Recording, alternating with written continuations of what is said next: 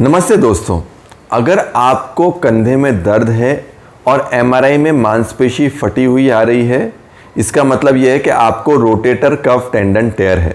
तो आपके डॉक्टर आपसे ज़रूर इस बारे में डिस्कस करेंगे कि वह रोटेटर कफ किस तरह से रिपेयर करने वाले हैं।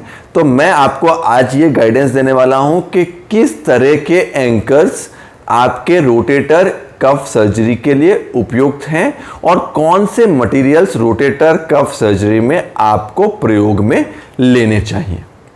देखिए, अगर रोटेटर कफ आपका फट गया है तो उसको रिपेयर करने के लिए दूरबीन की सर्जरी मतलब आर्थ्रोस्कोपिक सर्जरी जो है वो एक श्रेष्ठ सर्जरी है।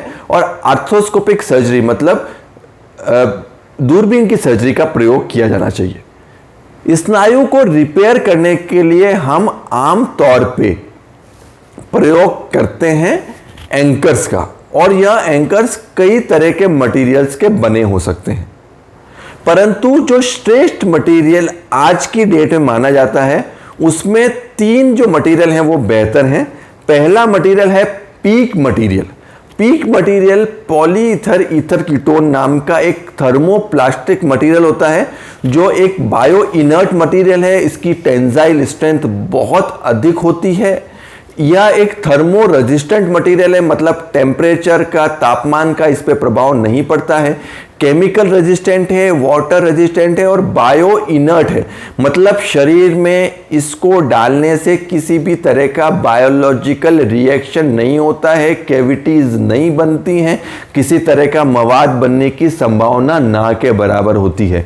तो आज की डेट में रोटेटर कफ रिपेयर सर्जरी करने के लिए पीक मटेरियल हमारा एक फेवरेट, एक बहुत ही अच्छा मटेरियल मैं मानता हूं।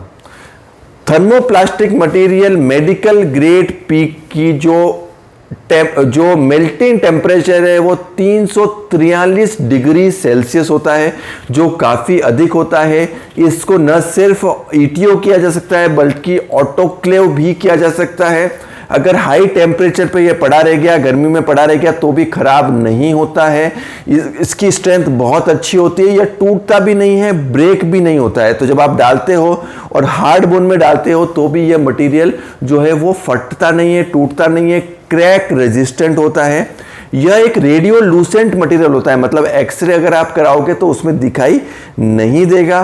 पानी को यह सोखता नहीं है, इसके लिए चमड़ी पे, मांसपेशियों पे, टिश्यू पे और हड्डी में इसका कोई भी दुष्प्रभाव नहीं होता है। दूसरा मटेरियल जो हम प्रयोग में लेते हैं वो ऑल सूचर मटेरियल है। इसमें जो धागे होते हैं वो ऑल सूचर मटेरियल के बने हुए होते हैं। इसमें मतलब सिर्फ धागा ही होता है और धागे का ही एंकर बना होता है। तो यह भी एक बायो इनर्ट मटेरियल है और आपके शरीर में किसी भी तरह का नुकसान नहीं करता है। तो ऑल सूचर एंकर भी एक बहुत ही प्रेफर्ड चॉइस होती है रोटेटर कफ के एंकर्स के लिए।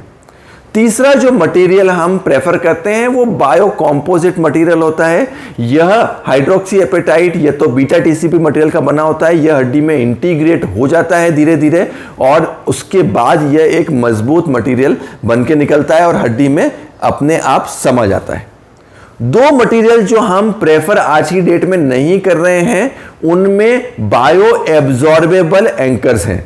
बायो एब्जॉर्बेबल एंकर्स जो है वो PLLA मटेरियल के बने होते हैं और यह डालने से आपके जो जहाँ पे एंकर डालते हैं वहाँ पे लाइसिस हो सकता है, वहाँ कैविटीज बन सकती है, वो एरिया गल सकता है और वहाँ से पानी या मवाद बन के निकल सकता है। तो बायो एब्जॉर्बेबल या अपने आप घुलने वाले जो एंकर्स होते हैं वो आज की डेट में हम प्रेफर नहीं करते हैं।